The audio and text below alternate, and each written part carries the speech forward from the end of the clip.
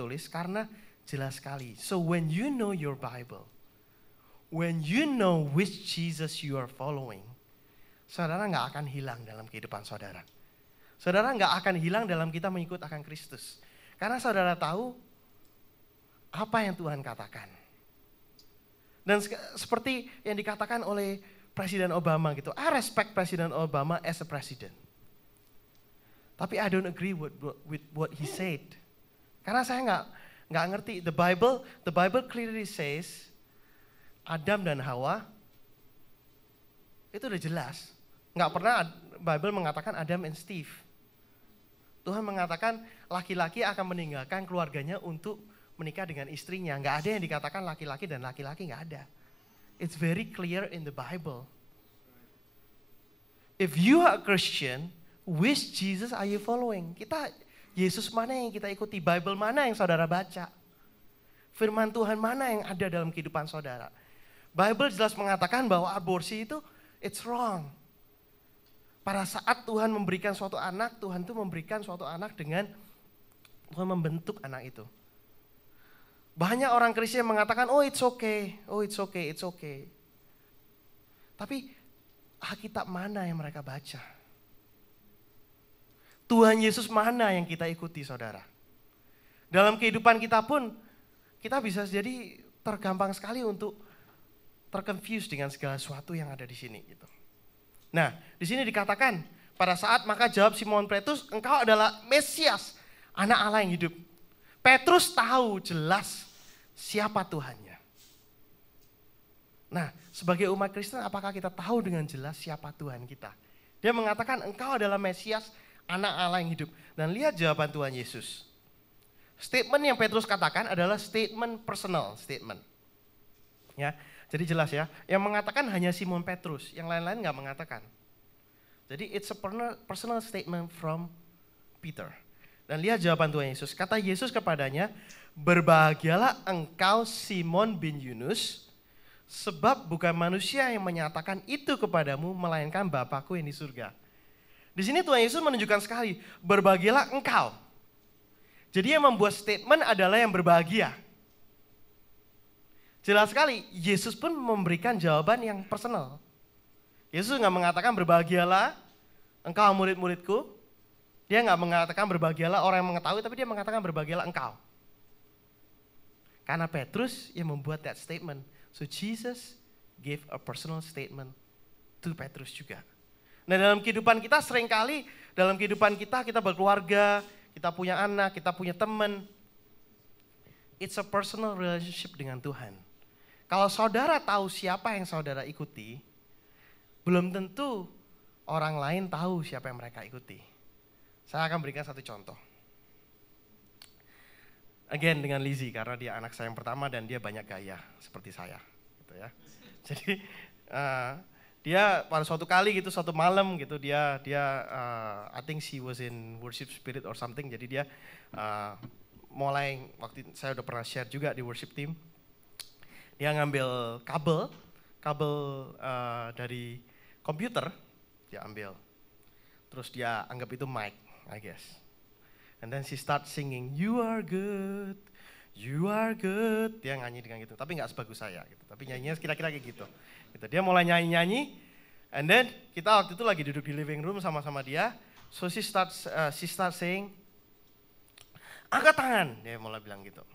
And then dia nyuruh kita angkat tangan, dia sendiri udah angkat tangan dari tadi, udah gini-gini, udah matanya udah merem-merem dikit gitu, melek-melek dikit gitu. Jadi dia udah gayanya udah pas lah gitu, sesuai dengan kita. Kalau masuk sini kelihatannya sama seperti kita gitu. Nah, terus habis itu dia you are good, dia nyanyi-nyanyi gitu. Terus habis itu dia bilang angkat tangan gitu, everyone angkat tangan. Dia suruh kita angkat tangan.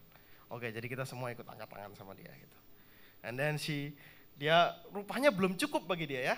Dia mau lebih lagi gitu daripada itu. Jadi angkat tangan doang kurang cukup bagi dia. Jadi dia bilang, everyone sing with me. Dia bilang gitu. And this is her actual quote actually.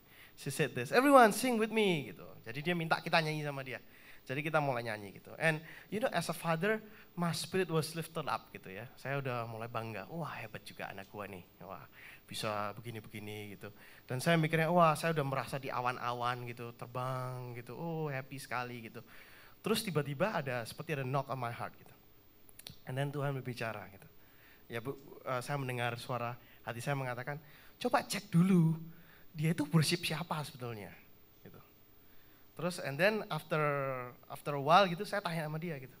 Lizzie, who are you singing to? Saya tanya gitu. And she said dengan bangganya, Mami, dia bilang. No, it's wrong Lizzie. No, it's right, dia bilang gitu. Saya bilang, no, it's wrong. Dia bilang, no, it's right. Dia bilang, Mami, dia bilang gitu.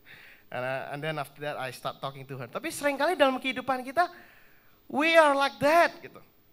Kita nggak tahu siapa yang kita sembah, kita nggak tahu siapa yang kita ikuti. Kita mengatakan kita ikuti Tuhan, tapi seringkali dalam jalan kita nggak mengikuti Tuhan benar-benar. Tadi dikatakan, lagu yang dikatakan Lord of everything. I give you all the power, I give you all the glory. Seringkali dalam kehidupan kita nggak seperti itu gitu saudara. Banyak orang Kristen, I'm sure not on this church, tapi banyak orang Kristen yang mengikut Tuhan itu separuh-separuh. Mereka mengatakan, ya aku ikut Tuhan. Yes, I'm a Christian, tapi mereka percaya aborsi. Yes, I'm a Christian, tapi mereka percaya suicide. Banyak orang Kristen yang nggak benar-benar mengikut Tuhan. And they say to themselves, mereka mengatakan siapa yang mereka ikuti? Nggak jelas lagi Tuhan Yesus yang mana yang mereka ikuti. Apakah Tuhan Yesus yang di Alkitab atau bukan? Sudah nggak jelas lagi. Saat ini saudara kita bisa melihat dunia ini digoncangkan. Segala sesuatu yang nggak pernah terjadi itu digoncangkan saudara. Yang nggak pernah terjadi sebelumnya, yang nggak pernah kita pikirkan digoncangkan dunia. Bayangkan BP saudara sampai harus menyediakan begitu banyak duit untuk membayar suatu oil spill yang begitu besar, the biggest in history, nggak pernah terjadi sebelumnya. Waktu saya mencari pekerjaan, waktu itu saya nggak ada kerjaan, I was interviewed at BP too. Dan pada saat itu saya kepingin sekali masuk BP karena it's an oil company, oil and gas company. And in my mind I'm saying, you know what, oil, gas and company, they will never go down. Saya bilang dalam hati, just in my heart. I don't know about you. EHG waktu itu kita pikir, it will never happen. Nggak akan jatuh deh. It's a big company. Biliaran dia punya revenue, nggak bakal jatuh. Ternyata jatuh. And I was the one that audit the company. Dan waktu saya interview pun, saya bersyukur sama Tuhan. Karena pada saat itu saya nggak masuk ke sana. Saya nggak diterima. But what really is the point is segala sesuatu saat ini digoncangkan. Saya membaca di internet saudara. Dalam tahun ini 2010 ada 30 earthquake dalam 6 bulan ini. 30 earthquake. Kalau saudara hitung 6 bulan itu, saya tukang hitung soalnya. 6 bulan itu 4 minggu kira-kira ya. Kira-kira 1 bulan itu ada 4 minggu ya. Jadi 6 bulan 4 minggu tambah 1-2 minggu misalnya ada bulan yang 5 minggu gitu ya.